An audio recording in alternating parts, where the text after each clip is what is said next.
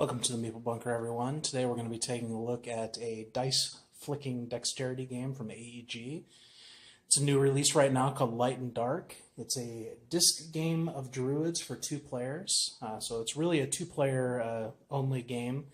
You can, however, play it with more than 2 players if you want to play in teams, but essentially it's that old thing of we're on teams together, I'll flick a disc, the other guy goes, then my partner goes, then you go.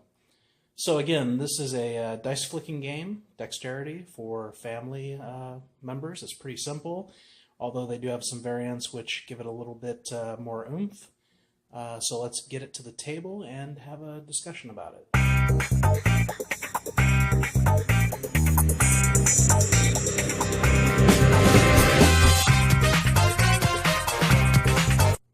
Okay, here we have the board set up for a simple game of Light and Dark by AEG. On this side we have the light player, and you can tell that by all of the druids are flipped to their light side. Let's see if we can get that to focus.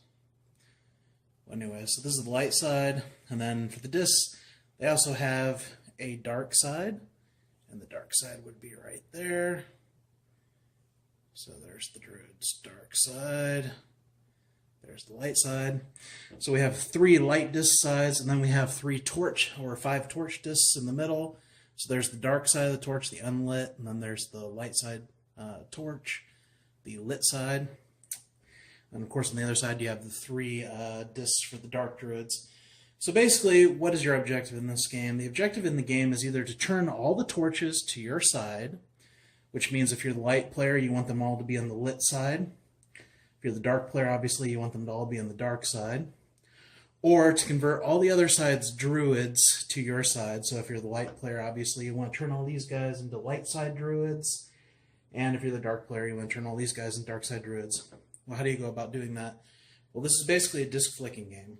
So what you do is on your turn, light always goes first. You can see first player advantage is a little bit negated by having the only 2 light side torches to begin with, but 3 dark side torches.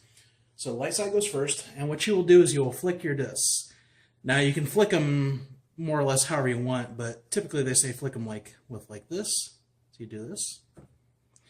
And that would be one flick, and obviously I didn't do that very well. But what you're trying to do is you're trying to flick the discs, and you're trying to basically hit another disc. And if you hit that disc, you flip it over to the side, or over to your side. So let's say I was up here already, and I flicked it and I hit that disc. I would then flip that disc to my side, and I've converted that side, and then the other player goes. So then the dark side would go, they would flick like that, and they missed. Light side would go, they flicked and they hit, so he'd switch that guy over to the light side. This guy went off the table, so he would come back on to approximately where he was, and he would come back on the light side. Basically, it's a back and forth trying to switch players from light to dark, and if you manage to flip over, like I said, all of the torches to your side, you win. If you manage to convert all the other players to your side, you win. And that's basically it. You can also do things where, let's say you were able to bank a shot.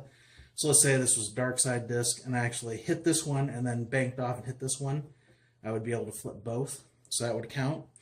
However, you were not able to take account of banking other discs. So let's say I was a dark side disc, and that was a light side disc, and I hit that disc, and that disc went over and hit this one. I would only be able to flip over this one. I don't get to flip this one over as well. It has to be done via the discs that you control. So it's pretty basic. They do add a bit of variance to the game through the use of power cards. So the power cards are here. These give you a one-time basically power during the game. You basically shuffle this little deck of, I believe, 8 cards. And then you flip it over, people draw 1, and then at any point in the game, you basically, before you take your turn, you basically say, I'm going to use my power card and what it is. So some of those are, for example, play this card if you knock a druid out of the play area, flip the druid to your faction, place it anywhere in the play area. Play this card if you knock a torch out of the play area, flip torch to your faction, place it anywhere in the play area. Play this card if the druid you flick does not hit another disc. Yours or your opponent's disc. You may continue flicking this druid until it hits another disc. Play this card before flicking. This turn, if you hit 2 opposing druids, you may flip any 1 torch. And so on and so forth. So again, very basic disc flicking game. I would say adults, kids, families could enjoy this. But let's talk about that.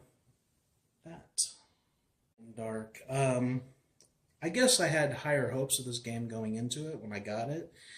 It's not very expensive. I believe you can get it for sub $15, but really there's not a lot of content to this game. There's not a lot of meat to it. I guess I didn't know what I was expecting. I knew it was fairly simple, but I guess I expected a little bit more. The components are nice. These are wood discs, and they're painted on all sides, and they have the nice little laminated decals in place. So they are not poor quality discs. These are good discs. They have a little bit of heft to them. They slide easily. I would say that you could play this on any wooden surface or any surface like I have here. I have this big pad out. This pad obviously does not come with the game.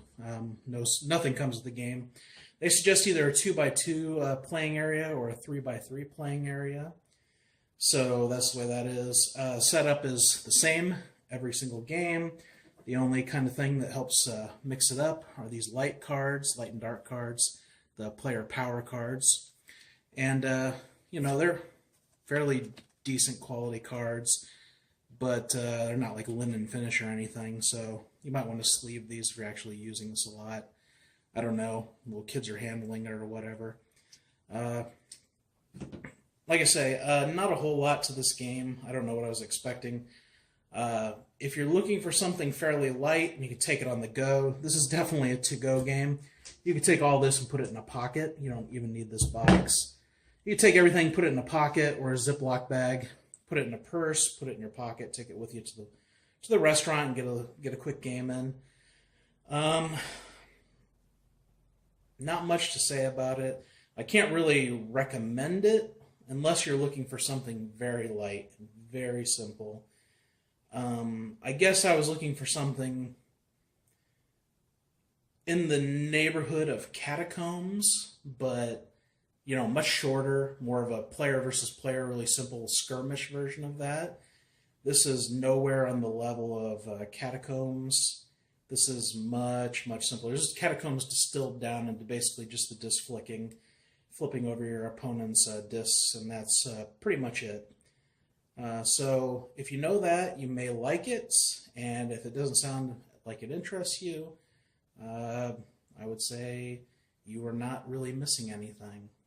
So in the meantime, Meeple Bunker out.